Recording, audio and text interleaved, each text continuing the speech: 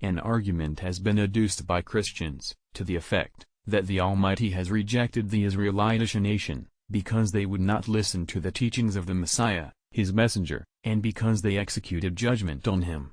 The Lord has, therefore, say they, chosen the Christian nation, and he permitted Christ to suffer martyrdom for their sake and for the salvation of their souls, because they had acknowledged him and put faith in him. Refutation. This argument is unfounded, for the Christians themselves confess that before the coming of Jesus, they, as Gentiles, denied the Almighty, and were idolaters.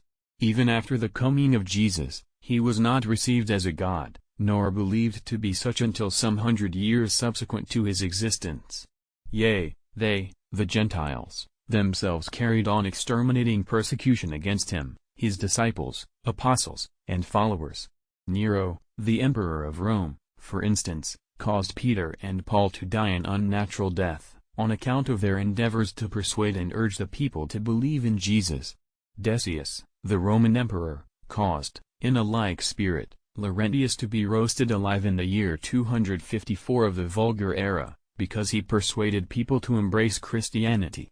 So acted all the emperors that followed him. They persecuted the Christians, and killed the popes, and those who followed the religion of Jesus, as may be gathered from their ecclesiastical histories.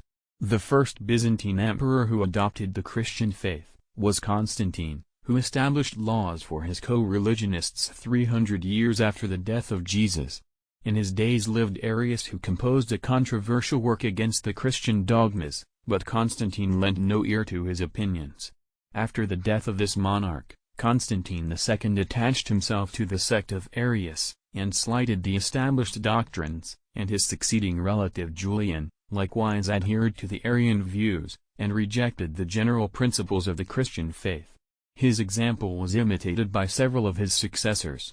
There are, even in our times, people who acknowledge the authority of Arius, and who constitute the sect called by his name. This, the original repudiation of Christianity by the Gentiles, is also to be noticed among the ancient inhabitants of Prussia. When Bishop Adalbert of Prague came to them to instruct them in his religion in the year 990, of the Christian era, they cut him in pieces. The Prussians and Poles were not converted to the Christian religion before the 11th century, and the Scandinavians not until after the 1400th year of the Vulgar Era, as is stated in the ecclesiastical histories. The majority of the followers of Christianity continue even at the present day to adore in their places of worship images of gold and silver, wood, and stone, and many of them show divine reverence to the wafer, or sacramental bread, by prostrating themselves before it. These practices they keep up in contradiction to the teachings of Jesus, who rigorously impressed upon his disciples and apostles to abstain from them, as well as from the eating of the sacrifices offered up to idols. We also find in the Gospel, they are forbidden to eat blood, or the flesh of strangled animals, which interdictions are disregarded even by the most scrupulous Christians. They likewise desecrate the true Sabbath day, the stringent commandment of which was kept by Jesus, and subsequently by his disciples and his followers, during the period of 500 years. From that period, the ancient law was superseded by the Pope enjoining to celebrate the first day of the week, Sunday, as the sacred day.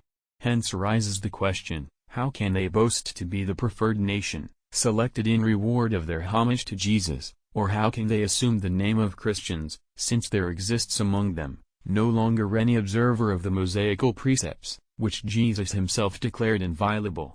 Besides, they deviate from his statutes by adding to, and diminishing from the dictates of the gospel, while he pronounced severe maledictions against those who should venture to add or to diminish from his words, as may be learned from the passages above referred to, and will be set forth more fully in chapter 49 of this work.